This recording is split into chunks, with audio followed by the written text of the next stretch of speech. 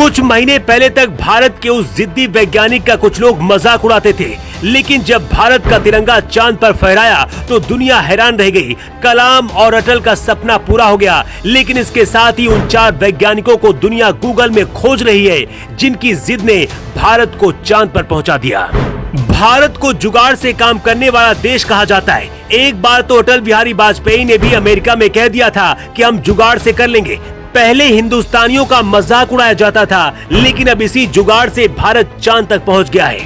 भारत के 4 वैज्ञानिकों के पागलपन ने दुनिया को दिखा दिया है कि अमेरिका, चीन, रूस जैसे देश जो काम 100 लोगों के साथ 2000 करोड़ खर्च करने के बाद भी फेल हो जाते हैं, लेकिन भारत 10 लोगों के साथ 500 करोड़ की लागत में ही चांद पर पहुंच जाता है। इस रिपोर्ट में हम आपको जो बताने जा रहे हैं उसके बारे में जानकर आपकी जुबान से सिर्फ एक ही शब्द निकलेगा, सारे जहां से अच्छा हिंदुस्तान हमारा। सबसे पहले आपको उन 4 वैज्ञानिकों के बारे में बताते हैं जिनकी जिद की वजह से भारत का चंद्रयान चांद पर पहुंच गया है। भारत दुनिया के उन देशों की एलीट क्लब में भी शामिल हो गया है जो चंद्रमा पर अपना मिशन उतारने में कामयाब रहे। ऐसा करने वाला भारत चौथा देश बन गया है।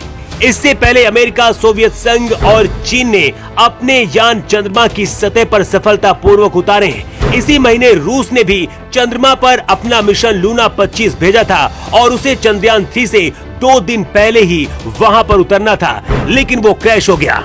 ऐसे में भारत की कामयाबी की पूरी दुनिया में तारीफ हो रही है। रूस के राष्ट्रपति व्लादिमीर पुतिन ने भी भारत को बधाई दी है। आपको बता दें कि रूस का लूना 1600 करोड़ से ज्यादा की लागत से तैयार हुआ था, जो कि फेल हो गया है, लेकिन भारत का चंद्रयान 3 करीब 600 करोड़ की लागत से बनकर तैयार हुआ और इस वक्त चांद पर सैर कर रहा है।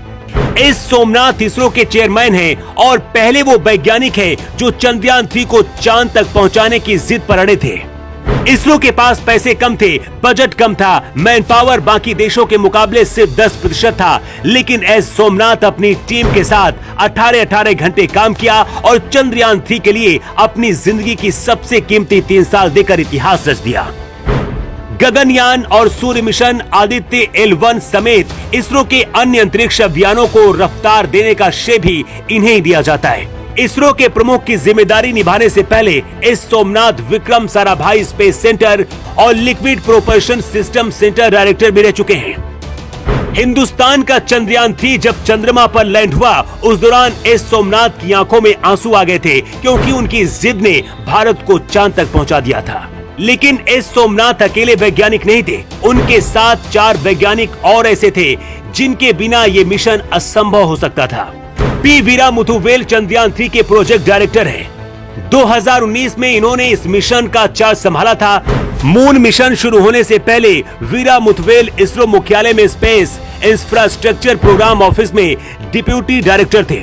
इन्हें बेहतरीन टेक्निकल हुनर के लिए जाना जाता है। अपनी इसी काबिलियत का कम संसाधनों में प्रयोग किया और चंद्रयान 3 के लिए ऐसी जिद पर अड़े कि आज भारत का तिरंगा चांद पर फहरा रहा है। चंद्रयान 3 को कामयाब बनाने की जिद करने वाली तीसरे वैज्ञानिक का नाम है कल्पना, जिन्होंने चंद्रयान 3 का नेतृत्व किया और कई दिन रात बिना सोए अपने प्रोजेक्ट को पूरा किया। जब देश में कोरोना चल रहा था, उस दौरान भी इसरो की वैज्ञानिक चंद्रयान 3 के मिशन पर अपनी टीम के साथ लगी थी। इसी का परिणाम है कि आज भारत चांद पर पहुंच गया, वो भी ऐसे वक्त में जब आज भी कई देश कोरोना से लड़ रहे हैं। चंद्रयान 3 मिशन पूरा होने के बाद कल्पना ने कहा है, सालों से जिस मकसद को हम हासिल करना चाह रहे थे और हमें इस पल का इंतजार था, आज हमने बिल्कुल सटीक परिणाम हासिल किया है।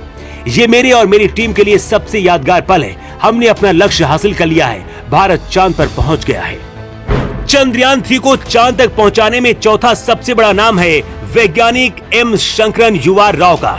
शंकरन सैटेलाइट सेंटर के प्रमुख हैं और उनकी टीम इसरो के लिए भारत के सभी उपग्रहों को बनाने की जिम्मेदारी संभालती है।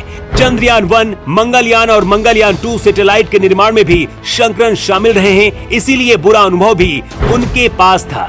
चंद्रयान 3 उपग्रह का तापमान संतुलित रहे, इस बात को सुनिश्चित करने की जिम्मेदारी शंकरन पर ही थी और इन्होंने वो कर दिखाया।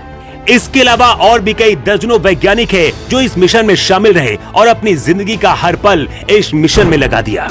सबसे हैरान करने वाली बात यह है कि जिस लागत में बाकी देश अपने मिशन को पूरा करते हैं, उसकी 1/3 लागत से कम में भारत का ये मिशन सिर्फ 600 करोड़ में ही पूरा हो गया है। इसरो खुद गर्व से आज दुनिया के सामने कहता है कि हम जुगाड़ से काम करते हैं और इसी जुगाड़ की वजह से ही इतने कम बजट में भी हम चांद पर पहुंच गए हैं। और भारत से 2 दिन पहले पहुंचने का दावा करने वाला रूस का लूना 1600 करोड़ की लागत से बना था, लेकिन ये वहां की सतह पर पहुंचने से पहले ही लूना क्रैश हो गया। इसरो ने खुद बताया है कि उनकी कम मैन पावर है, इसके साथ ही उनके काम करने का तरीका अलग है। दूसरे मिशन की टेक्नोलॉजी का उपयोग भी चंद्रयान में जुगाड़ से किया गया है और ये सफल भी हो गया है। चंद्रयान 3 की कामयाबी के बाद अब बहुत जल्द ही चांद पर भारत की बस्तियां भी हो सकती हैं। लेकिन इसके साथ ही डर इस बात का भी है कि अगर चांद में एलियंस या फिर कोई दूसरी शक्ति हुई तो इससे मुकाबला करना भी एक बहुत बड़ी चुनौती होगी। लेकिन अगर चांद में रहने का मौका मिलता है तो क्या आप चांद पर रहना चाहेंगे? आपकी राय क्या है? कमेंट बॉक्स पर लिखकर जरूर बताएं।